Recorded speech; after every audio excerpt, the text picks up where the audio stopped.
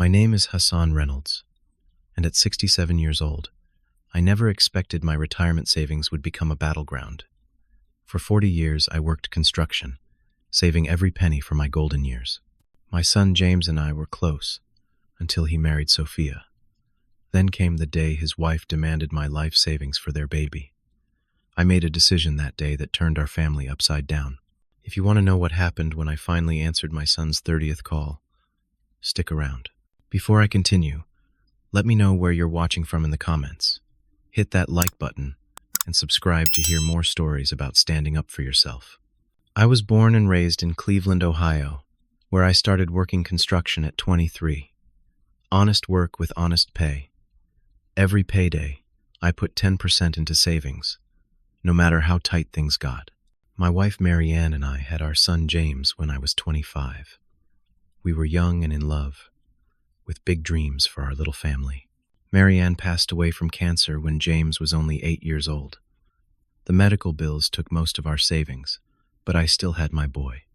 Being a single father working construction wasn't easy. I'd wake at 4:30 every morning to make his lunch, before dropping him at my sister Eleanor's house. Then I'd work 10-hour shifts, sometimes 6 days a week. Despite the long hours, I made sure to spend quality time with James. Every Sunday, we'd go fishing at Lake Erie. Those quiet mornings on the water were when I taught him about life, about saving money, about treating people with respect. James would sit there with his little fishing rod, nodding seriously at everything I said.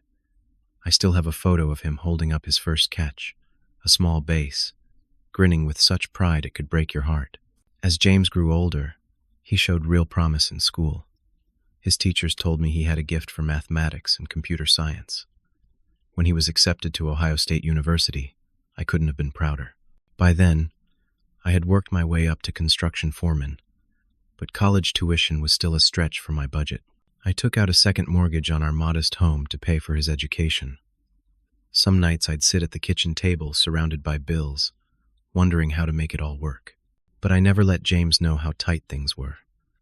I wanted him focused on his studies, not worrying about money. Those 4 years were tough, but seeing him graduate with honors made every sacrifice worthwhile. James landed a job at a prestigious financial consulting firm in Chicago right after graduation. The starting salary was more than I'd ever made in a year. I remember him calling me, so excited he could barely get the words out. I sat on my worn couch, tears streaming down my face, so proud of what my boy had accomplished. For several years, James thrived in Chicago. He'd visit me in Cleveland every few months, and we'd talk almost daily. He'd tell me about his projects, the people he was meeting, the city life. I could hear the happiness in his voice. Each Christmas and birthday, he'd send me generous gifts, always with a note saying, "Thanks for everything, Dad."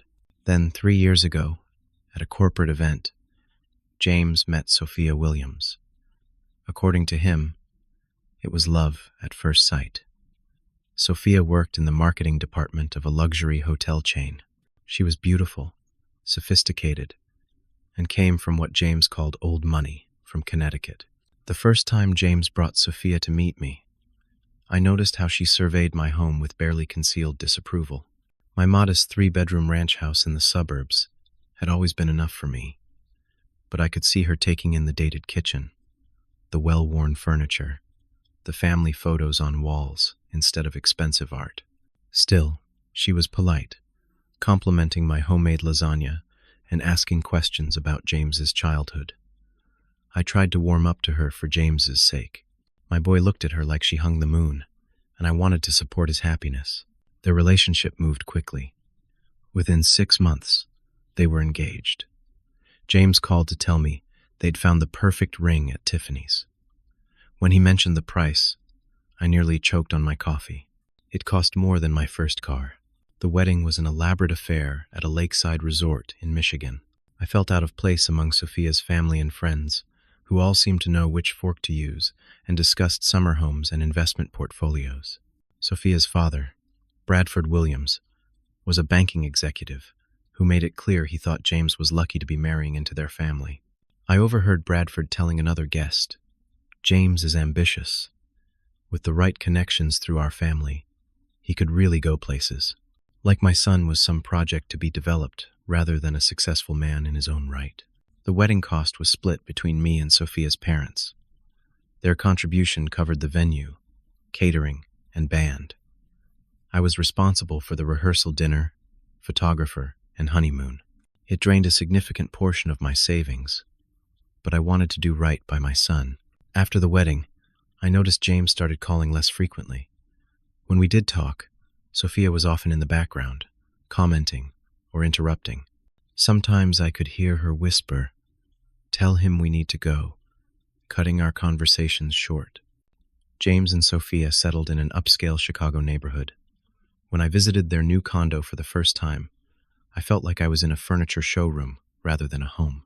Everything was pristine and coordinated, without the warmth of personal touches. During that visit, Sophia arranged a dinner with some of their friends.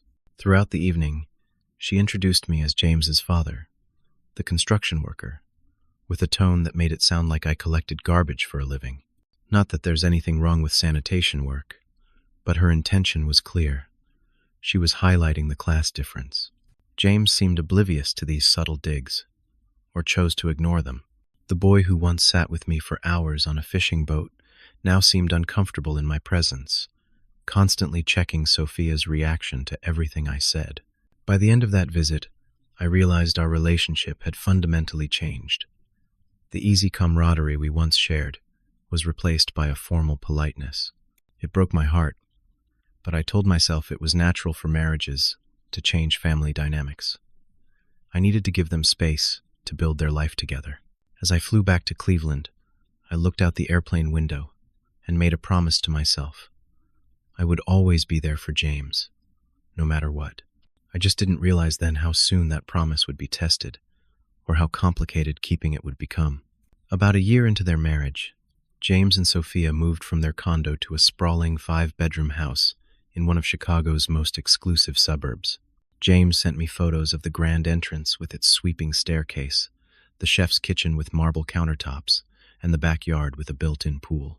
When I asked about the cost, he laughed nervously and changed the subject. Around the same time, Sophia started posting photos on social media of their new matching German luxury cars. I didn't comment, but I worried. James had always been financially responsible, saving for big purchases and avoiding debt. This sudden lifestyle expansion seemed out of character. I had recently retired from construction after 42 years. My pension, Social Security, and savings provided me a comfortable but modest retirement.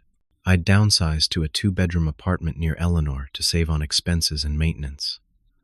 My biggest splurge was a recliner that helped with my aching back after decades of physical labor. That summer, James and Sophia invited me to stay for a weekend at their new house. When James picked me up from the airport, I noticed new worry lines around his eyes, despite his enthusiastic greeting. In the car, he talked about work pressures and new responsibilities. "The mortgage on the house is pretty steep, Dad," he admitted while we were stuck in traffic. "But Sophia says it's important to live in the right neighborhood for networking." At their house, Sophia greeted me with an air kiss and immediately apologized for the mess, though everything looked immaculate to me. She had prepared the guest room with brand new linens that still had price tags attached. I glimpsed the designer name and winced internally at what they must have cost. That evening, they hosted a dinner party for some of Sophia's friends and colleagues.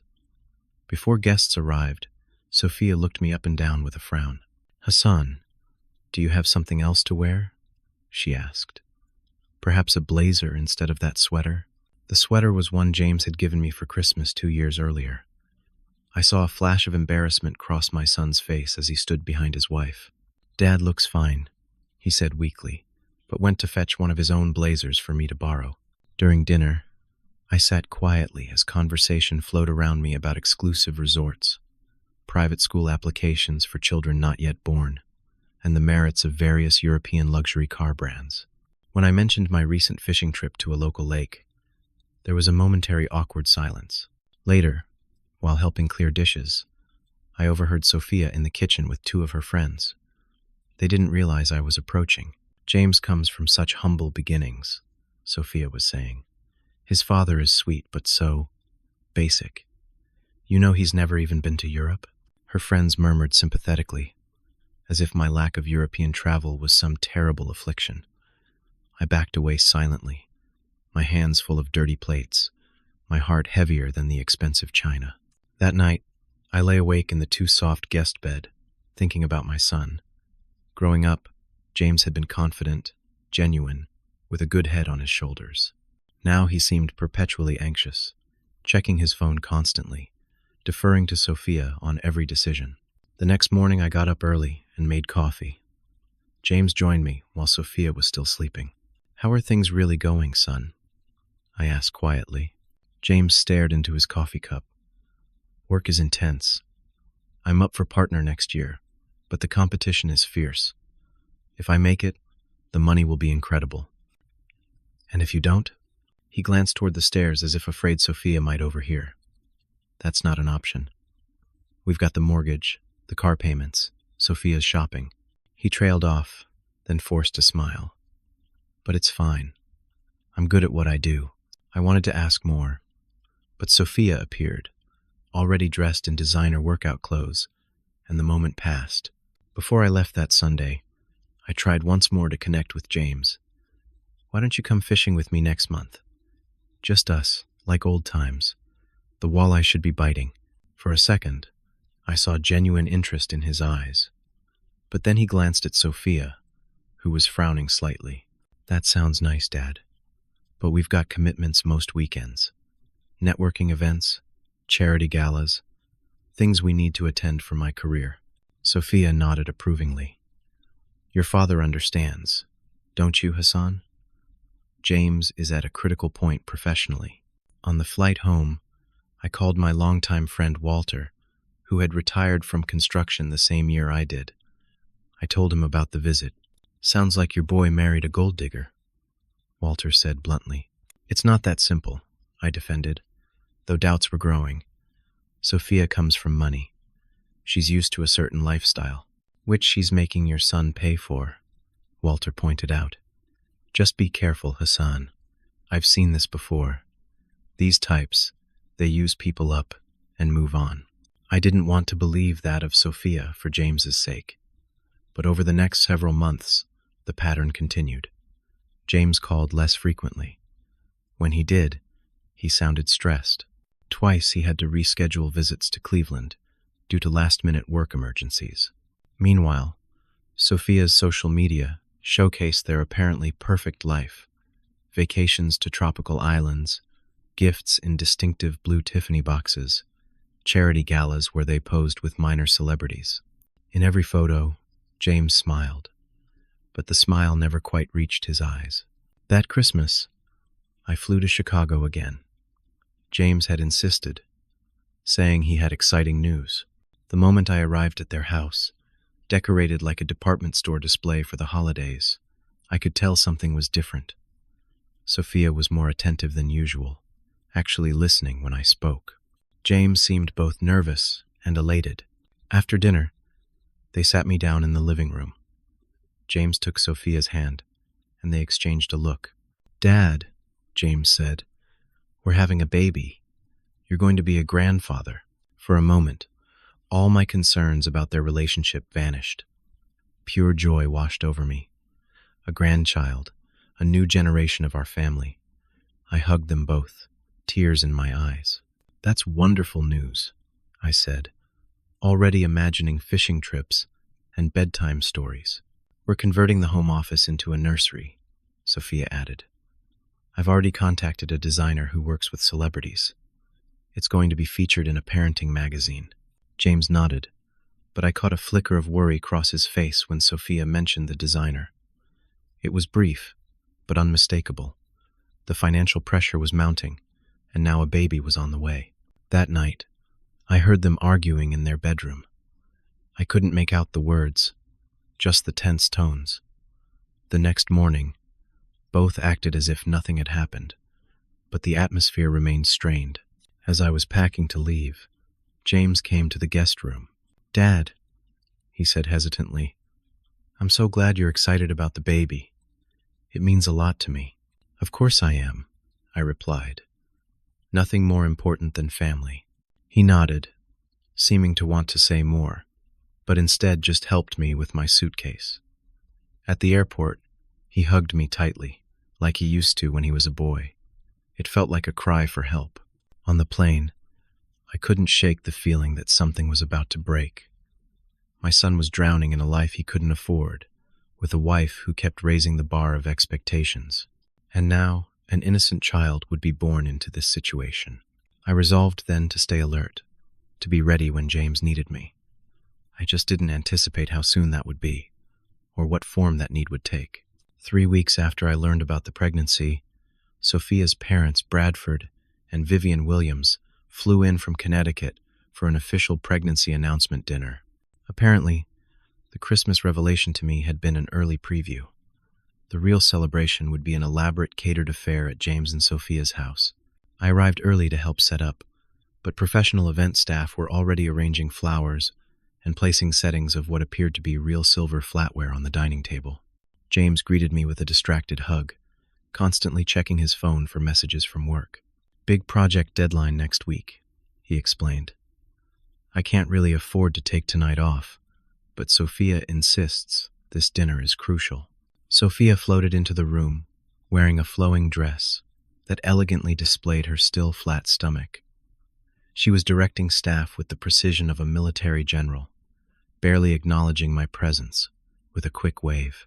"James, the caterer needs to know if your father has any dietary restrictions," she called out. "I eat anything," I said directly to her. "Construction work gives you a healthy appetite." She smiled tightly and checked something off her list. Bradford and Vivian arrived exactly at 6, along with Sophia's younger sister Natalie and her investment banker husband. Bradford clapped me on the shoulder, with the overly familiar manner of someone who doesn't actually remember meeting you before. "Harold, good to see you again," he boomed.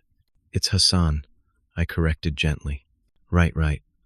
Construction business still treating you well in retirement?"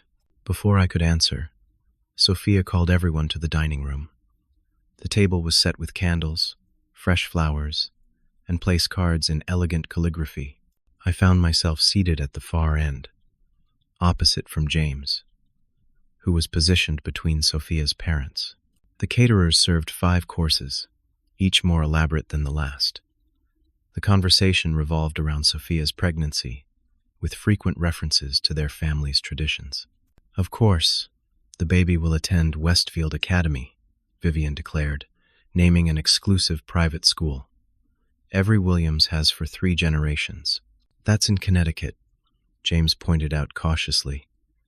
"We live in Chicago." Vivian waved this off. "There's a sister school here.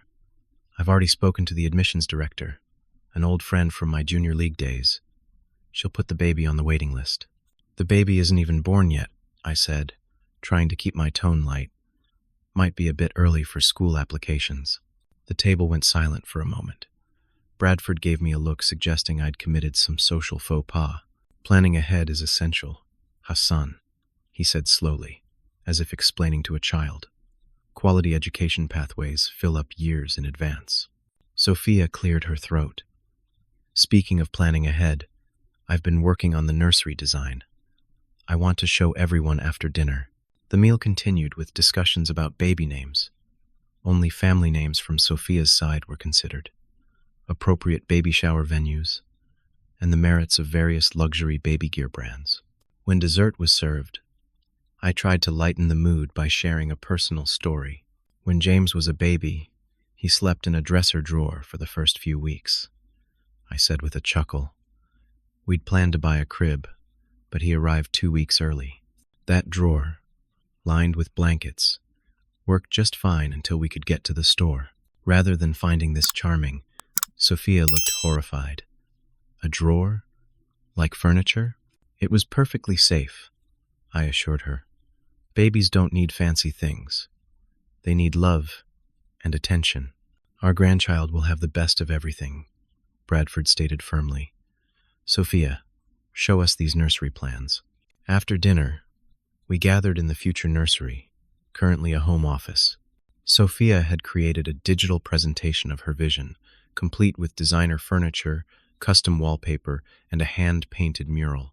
The crib is Italian, handcrafted by artisans who've been making baby furniture for centuries, she explained, showing an image of what looked like an ornate wooden castle. There's a 6-month waiting list, but Daddy pulled some strings. Bradford nodded proudly. James stood slightly apart, his expression unreadable. And this is the changing table, imported from Sweden. The nursery consultant says it's the safest design on the market. I glanced at James, who was staring at his phone, a deep furrow between his eyebrows. What's the damage for all this? I asked quietly when I managed to sidle next to him. He showed me the screen, where he'd been looking at a spreadsheet. The nursery budget alone was more than I'd spent raising him for his entire first year of life, adjusted for inflation. It's important to Sophia, he whispered. Her parents expect certain standards. What about your standards? Your budget? I whispered back. Before he could answer, Sophia called him over to discuss the smart baby monitor system that could track the baby's breathing patterns and send data to their phones. Later, as the evening was winding down, I mentioned that I had kept some of James's baby things in storage. I've got your old crib, some toys, even the handmade quilt my mother made for you, I told James. Good solid stuff that could be used again. Sophia's expression turned to one of barely disguised horror. Used baby items? That's very thoughtful, Hassan, but we couldn't possibly. There are safety concerns with older items, and frankly, aesthetic considerations for the nursery design. The crib is sturdy oak, I said, trying not to sound defensive. I built it myself, and James slept soundly in it. As for aesthetics, a family heirloom has its own beauty. Vivian placed her hand on Sophia's arm. Darling, you don't need to explain. Of course you want new things for your baby. The dismissal was clear. My contributions, my history, my connection to this new family member were being minimized. As the conversation moved on to planning a baby moon vacation to the Maldives, before Sophia would be too pregnant to travel comfortably, I noticed James step outside onto the patio. I followed him. He was standing in the cold, staring up at the night sky. You okay, son? He didn't answer immediately. When he did, his voice was tight. Did you and Mom worry this much before I was born? We worried about loving you enough, teaching you right, keeping you safe, I said. Not about Italian cribs or preschool waiting lists. He nodded slowly. Everything's so complicated now. So expensive. It doesn't have to be. You don't understand, Dad. This is Sophia's world. These expectations. This lifestyle.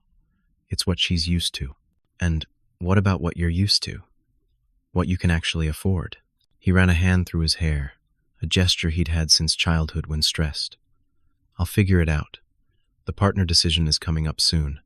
If I make partner, the money won't be an issue. And if you don't? The sliding door opened before he could answer. Bradford stepped out, scotch in hand. Gentlemen, Vivian and I have an announcement, he said. Come inside. Back in the living room, Bradford stood with his arm around his wife. Vivian and I have been discussing how we can help welcome our first grandchild. We've decided to establish a trust fund for the baby, starting with $50,000. Sophia clapped her hands in delight. Daddy, that's wonderful. With one condition, Vivian added, her voice honey-sweet, but her eyes sharp. We'd like the baby to have the Williams name, either as a first name or middle name, to honor the family legacy. I watched James's face. A flash of resistance, quickly suppressed. He looked at Sophia, who was nodding eagerly, one hand on her stomach. We'll definitely consider that, he said diplomatically. As the evening finally came to a close, I hugged my son goodbye. Remember what matters, I whispered. A baby needs parents who aren't stressed about money or status all the time. He squeezed me a little tighter than usual. I know, Dad. I'm trying to balance everything. On the taxi ride back to my hotel, I couldn't shake a growing sense of alarm. My son was caught in a web of expectations and financial commitments that seemed to be tightening around him. And now an innocent child would be born into this tangled situation. The next morning, I left Chicago earlier than planned, declining Sophia's invitation to brunch with her parents. I needed time to think, to consider how best to support James without overstepping. What I didn't realize was how soon the situation would come to a head, forcing me to make a decision that would alter all our relationships forever. 3 months passed. James's calls became increasingly infrequent and brief. When we did speak, he sounded exhausted. The partner decision at his firm had been delayed, creating ongoing uncertainty. Meanwhile, Sophia's pregnancy was progressing, along with her expectations for their lifestyle. From social media, I saw they'd taken that Maldives baby moon, despite James's work pressures. Sophia posted photos of their overwater bungalow and private beach dinners, while tagging luxury brands that had apparently sponsored some of their trip. It all seemed like a performance, rather than a vacation. Then one Tuesday afternoon, my doorbell rang unexpectedly.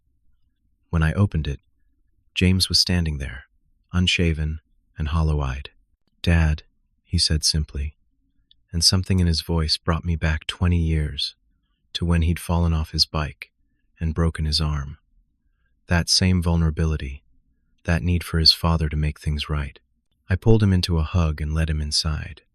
My small apartment must have seemed shabby compared to his lavish home, but he sank onto my couch with a sigh that spoke of relief. "What's going on, son? Shouldn't you be at work?" I told him I had a family emergency. He rubbed his face, which isn't exactly a lie. I waited, giving him space to continue in his own time, the way I'd learned to do when he was a teenager with problems too big for his young heart. "Sophia is 5 months pregnant now," he finally said. "The nursery is half finished. The Italian crib arrived last week. That's good, right?" He laughed, a harsh sound without humor. "It would be, if we could afford it. Dad, I'm drowning." Over the next hour, James laid out the financial reality he'd been hiding. The house they'd bought was at the absolute limit of what they could afford, even with his substantial salary. The luxury cars were leased at exorbitant monthly rates. Sophia's spending on clothes, jewelry, and home decor had maxed out multiple credit cards. "I kept thinking the partner promotion would solve everything," James said, staring at his hands. "The salary bump would have covered the gaps.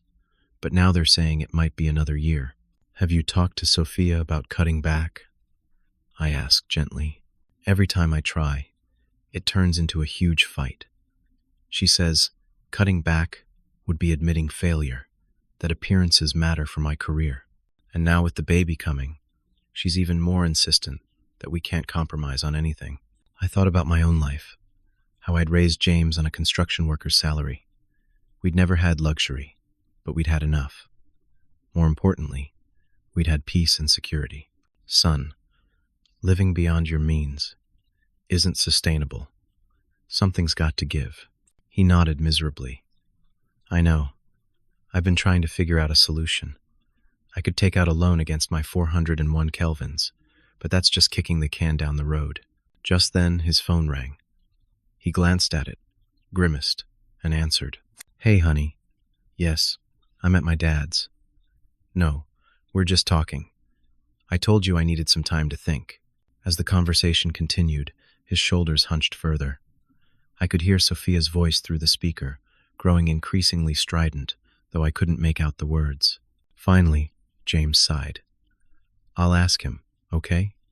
But don't expect." "Yes, I know the appointment is tomorrow. I'll handle it." He hung up and sat in silence for a long moment. "What does she want you to ask me?" I prompted, though I had a sinking feeling I already knew. Before James could answer, his phone rang again. He looked at it with dread. "She's calling back. I should take this." "Put it on speaker," I suggested. "Let me hear directly what's going on." James hesitated, then nodded, and answered the call on speaker. "Sophia, you're on speaker. Dad's here too." There was a brief pause. "Oh, hello, Hassan," Sophia said, her tone instantly shifting to something artificially pleasant. I didn't realize James would put me on speaker. "Hello, Sophia. James was just telling me about some financial concerns. Another pause. James, I thought we agreed to handle our private matters privately. Dad deserves to know what's happening, James replied, a rare note of defiance in his voice. Especially if we're going to ask what you're suggesting. Ask what? I prompted again. Sophia's sigh was audible through the phone. James, this is not how we discussed approaching this. But fine. Hassan, we're in a temporary financial bind with the baby coming. We have a designer appointment tomorrow for the final nursery pieces, and our credit is a bit extended at the moment. What Sophia is trying to say, James interjected, is that she wants me to ask if you would be willing to help us financially for the baby. It's not just for nursery items, Sophia added quickly. There are medical expenses, preparation classes, a doula, the professional photographer for the birth. I blinked, trying to process this. Medical expenses? Don't you have insurance? Of course we do, Sophia said impatiently. But we're using a boutique birthing center, and some services aren't fully covered. Hassan, this is your grandchild we're talking about. I looked at James, who couldn't meet my eyes. This wasn't his idea. That much was clear. How much are you asking for? I asked carefully. Sophia named a sum that made my breath catch. It represented nearly a third of my total retirement savings. That's a significant amount, I managed. Well, it's not like you're using that retirement money for anything important, Sophia said, her true colors showing through. James mentioned you've barely touched your savings since retiring. The money is just sitting there while we're trying to prepare properly for your grandchild. The casual entitlement in her voice stunned me into momentary silence. In that moment, I saw with perfect clarity what was happening. This wasn't about the baby. It was about maintaining appearances, about Sophia's insatiable need for more. Sophia, I said slowly, bringing a child into the world doesn't require designer furniture or professional photographers. It requires love, patience, and yes, financial responsibility. Don't lecture me about responsibility, she snapped. It's responsible to give a child the best possible start in life. If you care about your grandchild at all. That's enough, James interrupted, his voice stronger than I'd heard in months. Don't speak to my father that way. The line went silent for a moment. When Sophia spoke again, her voice was cold. I see. Well, James, you clearly need to decide where your priorities lie. With your new family, or with outdated notions of frugality. The appointment is at 10 tomorrow. I expect you'll have figured out the money situation by then. The call ended abruptly. James put his head in his hands. I'm sorry, Dad. I never should have let things get this far. I moved to sit beside him, placing a hand on his shoulder. You've been trying to make everyone happy. I understand that. What am I going to do? If I don't get the money somehow, Sophia will. He trailed off. Will what? Leave you because you can't afford an Italian crib? His silence told me this was exactly what he feared. My heart broke for him, trapped in a marriage where love seemed conditional on financial performance. Son, I need to ask you something important. Are you happy? Not just managing or surviving, but actually happy in this life you've built? He looked up, his eyes red-rimmed. I don't know anymore. I love Sophia, and I'm excited about the baby, but every day feels like walking on a tightrope. One wrong step, and everything crashes down. That's no way to live, I said gently, and it's certainly no way to raise a child. We talked late into the night, exploring options from financial counseling to downsizing their home. James seemed relieved to finally speak openly about the stress he'd been under. We agreed he needed to have an honest conversation with Sophia about sustainable finances. As he prepared to leave the next morning, I hugged him tightly. Whatever happens, I'm here for you. But I can't enable a lifestyle that's making you miserable. That wouldn't be helping. Not really. He nodded, looking both afraid and determined. I understand, Dad. I'll talk to Sophia tonight. After he left, I sat in my quiet apartment, thinking about everything he'd shared. about Sophia's casual expectation that my life savings should fund her excesses, about the unborn grandchild who deserved financial stability more than designer furniture. And I began to form a plan. Not the plan Sophia wanted, but one that might actually help my son and future grandchild in the long run. A plan that would require courage and sacrifice, but which felt absolutely right. That night, I didn't sleep.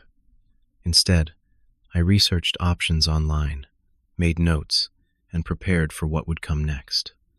By dawn, my mind was made up. It was time for decisive action. That sleepless night, memories flooded back from across my life. I remembered the day James was born, holding his tiny body and promising to always protect him. I thought of the nights I'd worked overtime to pay for his braces, his school trips, his college applications. The pride I'd felt at his graduation, knowing all the sacrifices had been worthwhile. Now, decades later, I faced another pivotal moment as a father. My retirement savings represented 40 years of labor, of choosing long-term security over immediate gratification. That money was meant to sustain me through my remaining years, and perhaps leave something for James when I was gone. But Sophia saw it merely as a solution to her immediate desires, with no regard for my future or the values I'd built my life upon. By 6 a.m, I had made my decision. I showered, dressed in my best clothes, and packed a small bag with essentials. Then I made 3 important phone calls, arranging meetings for later that day. At 9, I arrived at First National Bank, where I'd been a customer for 35 years. Mr. Thompson, the manager, greeted me warmly and showed me to his office. "What brings you in today, Hassan? Everything all right with your accounts?" "I need to make some significant changes," I explained, "and I need your advice on how best to proceed." Over the next hour, Mr. Thompson and I reviewed my finances in detail. I explained what I wanted to do, and he outlined the options available to me. "Are you absolutely certain about this?" he asked, concern evident in his voice. "It's a major step." "I've never been more certain of anything," I replied. "My son needs help, but not in the way his wife thinks."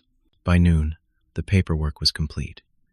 I had withdrawn the bulk of my savings, leaving just enough in my accounts to cover living expenses for the next 6 months. The rest was now divided. A portion converted to travelers' checks and cash for immediate use, and the larger amount transferred to a newly established education trust for my unborn grandchild, with specific conditions that neither James nor Sophia could access the funds directly. My next stop was Sunset Travel Agency on Maple Street. Linda, the travel agent I'd spoken with earlier, had already researched options based on our phone conversation.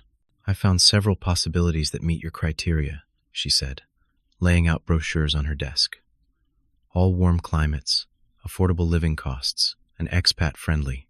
After reviewing the options, I settled on a small coastal town in Mexico called Puerto Vallarta. Linda booked a one-way ticket departing that evening, along with a monthly rental of a modest bungalow near the beach. "This is very spontaneous," she commented as she printed my itinerary. "Special occasion?" "You could say that," I replied. "It's time for a change." My final stop was my sister Eleanor's house. She opened the door, took one look at my face, and immediately knew something significant was happening. "Hassan, what's going on? You look like you did when you decided to take that construction job in Alaska for a year." I stepped inside and explained everything. James's financial situation, Sophia's demands, and my decision to leave. "You're doing what?" Eleanor exclaimed when I finished. "Just up and moving to Mexico tonight? Have you lost your mind?" "No, I've found my clarity," I said. "Eleanor, James is trapped in a situation that's destroying him slowly. If I give Sophia what she wants, it only enables the cycle to continue. By removing myself and my money from the equation, I'm forcing a reckoning that needs to happen." "But Mexico? Why not just say no and stay here?" I shook my head. "Because I know myself. If I stay and see James suffering, I'll eventually give in. This way, I'm creating space for him to figure things out without me as a financial safety net. Eleanor didn't fully understand, but she agreed to keep an eye on my apartment and forward important mail. I left her a sealed letter for James, asking her to give it to him when he inevitably came looking for me. "I'm not disappearing forever," I assured her. "Just long enough for some hard truths to sink in." Back at my apartment, I packed one suitcase with clothes and necessities. I looked around at the home I'd made, wondering when I would see it again. On my refrigerator was a photo of James and me from his college graduation day, both of us beaming with pride and hope. I took it down and slipped it into my wallet. My phone had been buzzing all day with calls from James, but I had let them go to voicemail. I wasn't ready to speak with him yet, knowing Sophia would be pressuring him for an answer about the money. This was a time for action, not words. As evening approached, I called a taxi to take me to the airport. Standing in my doorway for the last time, I felt a strange mixture of sadness and liberation.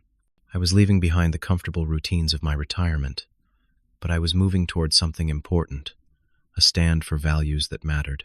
At the airport, I checked in for my flight to Mexico City, where I would catch a connecting flight to Puerto Vallarta. As I waited at the gate, my phone rang again. James. For a moment, I considered answering, explaining my decision before I left. But no. The letter I had left with Eleanor said what needed to be said. Actions would speak louder than words now. On the plane, I gazed out the window as Cleveland grew smaller beneath me. I thought about James, about the baby that would soon be my grandchild, about the future I hoped they would have, a future built on authentic values, rather than appearances. "Can I get you something to drink, sir?" the flight attendant asked, interrupting my thoughts. "Water, please," I replied, "and maybe some peanuts if you have them." As the plane soared south toward a new chapter in my life, I felt a sense of peace settle over me. I hadn't abandoned my son. In fact, I was fighting for him in the only way I had left. Sometimes love means making difficult choices, standing firm when it would be easier to give in. My phone, now in airplane mode, had 30 missed calls from James. Soon, he would discover what I had done. The money gone, his father gone. It would be a shock, perhaps even feel like betrayal at first. But eventually, I hoped, he would understand the why behind my actions. As the lights of Cleveland disappeared behind me, I whispered a promise into the darkness. "I'll be there when you're ready, son. Just not in the way Sophia wants me to be." The small plane descended toward Puerto Vallarta, revealing a coastline of golden beaches and blue water that seemed to stretch endlessly. After the connection in Mexico City, this final leg of my journey brought me closer to my temporary sanctuary. My limited Spanish got me through customs and into a taxi that wound through streets lined with colorful buildings and flowering trees. The driver, noticing my touristy appearance, offered running commentary in broken English. "You vacation, senor? Or maybe staying longer?" "Longer," I replied. "I'm not sure how long yet." He nodded knowingly. "Many Americans come here for quick vacation. Some find they never want to leave. The pace is different here. Más tranquilo." The rental I had arranged, sight unseen, turned out to be a small bungalow in a quiet residential area, about 15 minutes walk from the beach. My landlord, Carlos, met me with the keys. He was a barrel-chested man in his 60s who had retired from running a resort. "Welcome to your new home, Mr. Hassan," he said, his English excellent but heavily accented. "It's simple but comfortable. Good neighbors, very safe." The bungalow was indeed simple. One bedroom, a small kitchen, a living area, and a patio shaded by a large tree, bearing fruit I didn't recognize. Basic furniture, clean but well used. Nothing like the luxury my son and his wife surrounded themselves with, but perfectly adequate. "It's just what I need," I told Carlos. After showing me around, Carlos hesitated at the door. "If you don't mind me asking, most Americans who come alone are running from something or to something. Which is it for you?" I considered the question. Maybe a bit of both. Running from family complications, running to some peace and perspective. He nodded, as if this confirmed a theory. I thought so. You have the look. Don't worry, senor. Puerto Vallarta has a way of helping people find what they need, even if it's not what they came looking for.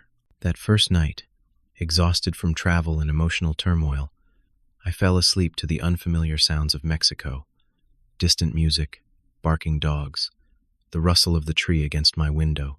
My phone, which I'd turned back on after landing, showed 45 missed calls from James, 10 from Eleanor, and even 3 from Sophia. I had sent brief texts to both James and Eleanor saying only that I was safe and would be in touch when ready. The next morning, I woke early, a habit from decades of construction work. The sunlight in Mexico had a different quality, warmer and more golden than in Ohio. I made coffee in the small kitchen and took it outside to the patio. A hummingbird darted around the flowering bushes at the edge of the yard. I watched it, marveling at how something so small could be so determined in its purpose. There was a lesson there, I thought. After breakfast, I walked to the beach, feeling the unfamiliar lightness of having no schedule, no obligations. The sand was already warm beneath my feet, though it was barely 8 in the morning. I sat watching the waves roll in, mesmerized by their rhythm. First time in Puerto Vallarta? Asked a voice beside me. I turned to see an older man, perhaps in his 70s, with deeply tanned skin that spoke of years in the Sunday. Is it that obvious? I asked. He laughed. You have the look of someone who just escaped something.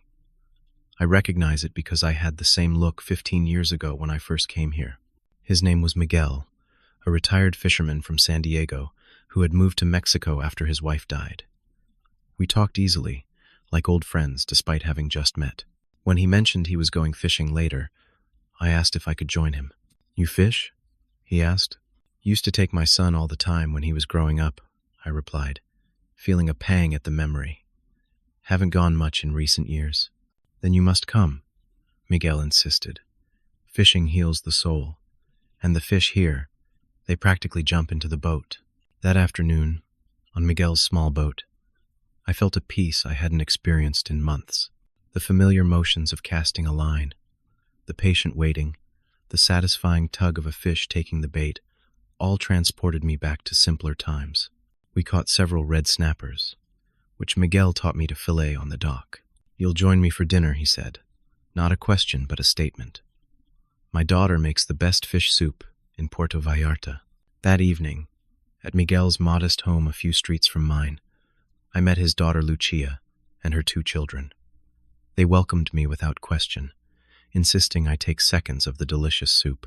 The conversation flowed easily, mostly in English for my benefit, occasionally slipping into Spanish when emotion or humor demanded it.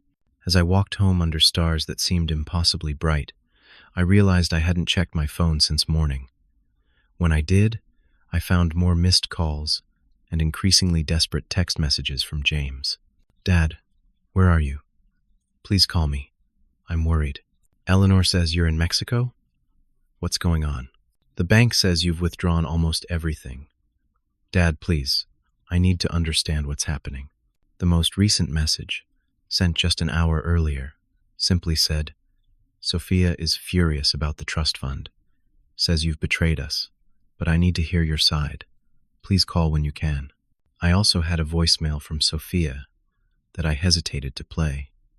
When I finally did, her controlled anger was evident despite her attempt at a reasonable tone. Hassan, this disappearing act is extremely immature and harmful to James. He's under enough stress without you adding to it. And setting up a trust fund, with all those restrictions? That's not how family supports each other. Call us immediately, so we can sort this out like adults. I deleted the message without calling back. The trust fund I had established ensured my grandchild would have money for education and essential needs, but neither James nor Sophia could access it for their lifestyle expenses. The terms were clear and legally binding. It was the right decision, even if Sophia couldn't see it. Over the next several days, I fell into a pleasant routine in Puerto Vallarta. Mornings at the beach, afternoons exploring the town, or or fishing with Miguel, evenings reading on my patio, or sharing meals with new acquaintances. I found an unexpected community among the expatriates and locals, people who accepted me without demanding explanations or imposing expectations. A week passed, then 2. James continued calling, though less frequently now. I sent him short messages, assuring him I was well, but not engaging in longer conversations. I needed this time to gain perspective, and he needed time to confront the reality of his situation, without me as a financial backstop. 3 weeks into my Mexican sojourn, Eleanor called. "Hassan, I gave James your letter yesterday," she said. "He came looking for you again, completely desperate. Sophia is making his life hell over this trust fund business." "What did he say about the letter?" I asked, sitting on my patio as the sun set in a blaze of orange and pink. He read it twice, sitting right at my kitchen table.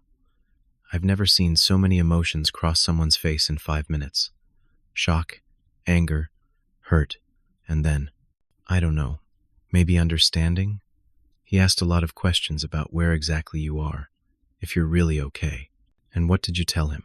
"That you sounded happier in your phone calls than you have in years. That you're not punishing him, you're trying to help in the only way that made sense to you." I nodded, though she couldn't see me. That's the truth of it. He also mentioned that Sophia has been getting legal advice about breaking the trust fund. I wasn't surprised. She can try, but I had a good lawyer set it up. The terms are ironclad. After hanging up, I sat watching the stars appear one by one. A part of me ached to call James directly, to explain everything more fully than the letter could. But another part knew that some lessons can only be learned through experience, not explanation. The following day, I received a text from an unknown number. "Mr. Reynolds, this is Sophia. Since you won't answer James's calls, perhaps you'll answer mine. What you've done is unforgivable.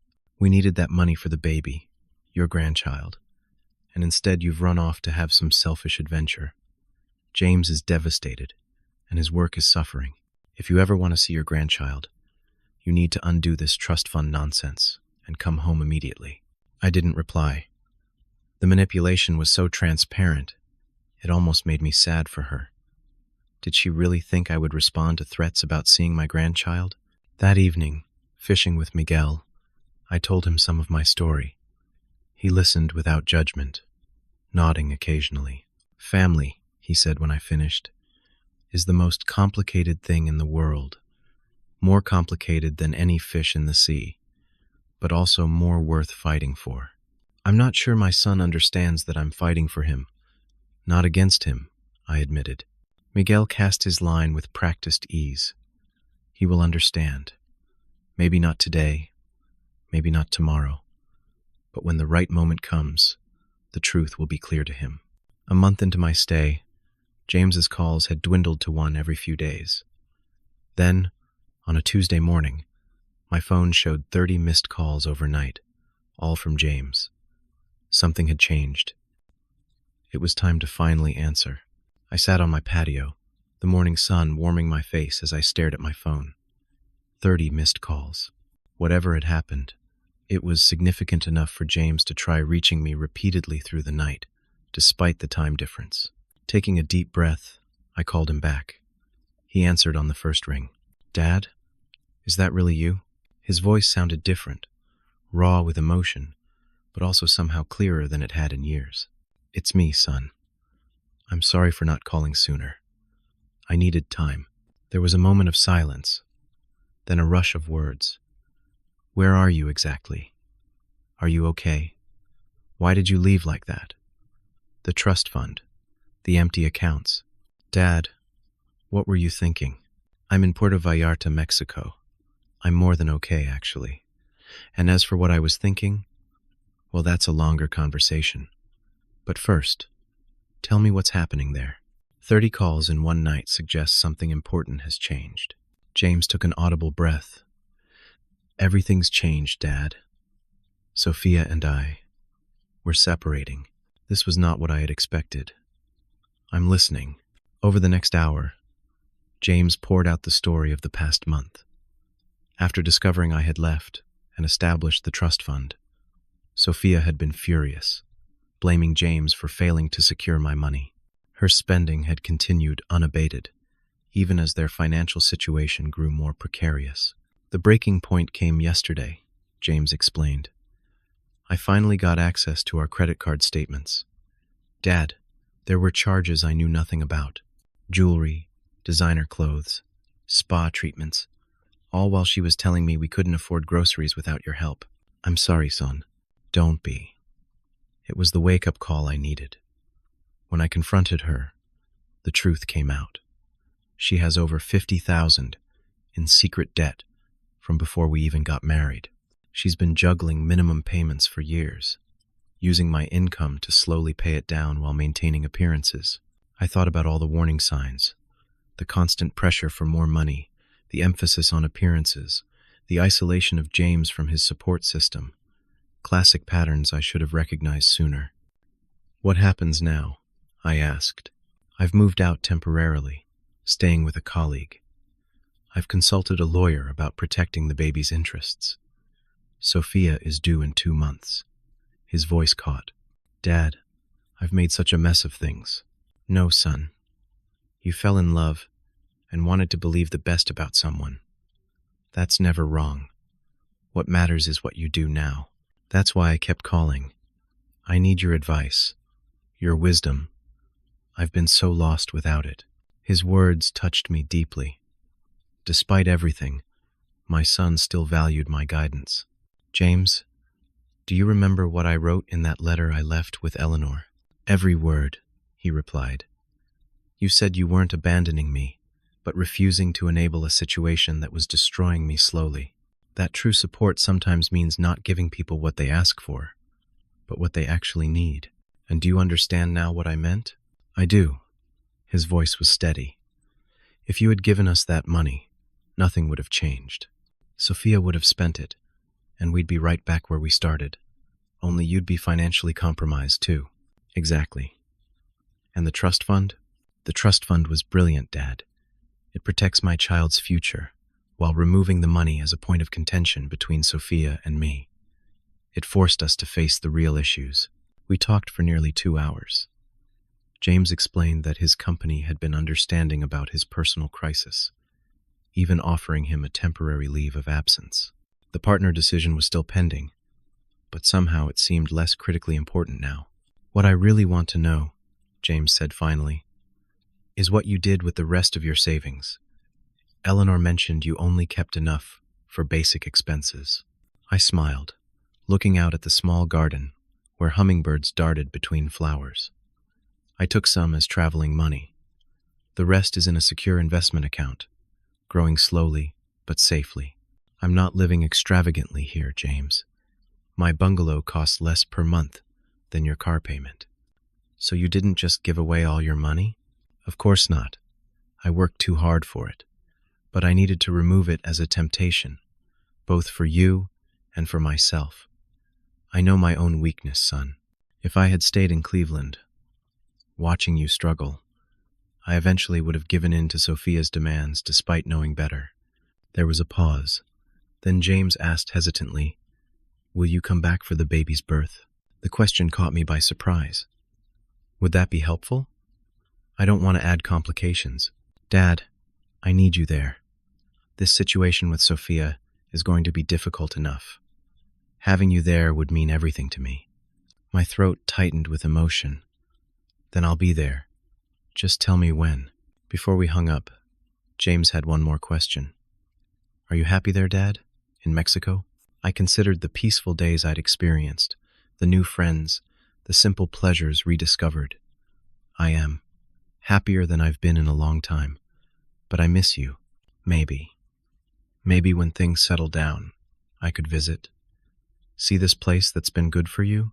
I'd like that very much, I said, my heart full. 6 weeks later, I flew back to Chicago. James met me at the airport, looking simultaneously exhausted and more at peace than I'd seen him in years. We embraced for a long moment, neither of us needing words. During the week before Sophia's due date, James and I had many long conversations. He had moved into a modest apartment, begun financial counseling, and was establishing boundaries with Sophia through their respective lawyers. The house was on the market. The luxury cars returned to the dealership. It's strange, James reflected one evening, as we sat in his new, sparsely furnished living room. I feel like I've lost everything, but also like I've found myself again. Sometimes we need to lose the distractions to see what really matters, I said. When Sophia went into labor, James called me immediately. At the hospital, she was surprised to see me but too focused on the delivery to object to my presence. I waited in the family area while James stayed with her in the delivery room, honoring his commitment to be present for his child's birth regardless of their marital situation.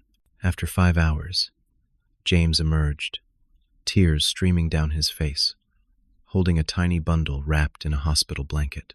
"Dad, meet your granddaughter, Eliza Marie." As I held that perfect little being in my arms, her tiny fingers curling reflexively around my weathered thumb, all the complications and conflicts of the past months faded away. This was what mattered. This new life, full of possibility. In the weeks that followed, a new normal began to establish itself. James and Sophia worked out a co-parenting arrangement, their communication strictly limited to matters concerning Eliza. Sophia had moved in with her parents temporarily, her extravagant lifestyle curtailed by financial reality. The trust fund I had established became a point of stability rather than contention. Both James and Sophia eventually acknowledged that securing Eliza's future education was a gift, even if the terms weren't what Sophia had initially wanted. As for me, I extended my stay in the States to help James adjust to fatherhood, but the pull of my peaceful life in Mexico remained strong. After 3 months, when James had found his footing as a single father with shared custody, I prepared to return to Puerto Vallarta. The night before my departure, James came to my hotel room after putting Eliza to bed at his apartment. "I've been thinking about everything that happened," he said. "How close I came to losing myself completely in Sophia's expectations." "It happens gradually," I said. "Small compromises that don't seem important at the time, until one day you look up and don't recognize your life anymore." He nodded. "When you left, when you took your money out of reach, I was so angry at first. I felt abandoned just when I needed you most. But you were right. If you had stayed, if you had given us that money, nothing would have changed, except you would have been poorer. Sometimes the hardest thing and the right thing are the same," I said. "I'm learning that," James agreed. "Standing up to Sophia, setting boundaries, living within my means. None of it has been easy, but for the first time in years, I sleep soundly at night." The next morning, James and baby Eliza drove me to the airport. As we said our goodbyes at the security checkpoint, James hugged me tightly. "Thank you for being brave enough to do the hard thing," he whispered, "for showing me what real support looks like, even when I couldn't see it." I kissed Eliza's forehead, breathing in her sweet baby scent. "Take care of your daddy," I told her. "He's learning important lessons to pass on to you." On the flight back to Mexico, I reflected on the journey of the past several months. By refusing to enable a toxic situation, by physically removing myself and my finances from the equation, I had created space for my son to confront necessary truths. It hadn't been easy, and the path forward still held challenges, but the foundation now was honesty rather than illusion. 2 months later, James and Eliza visited me in Puerto Vallarta.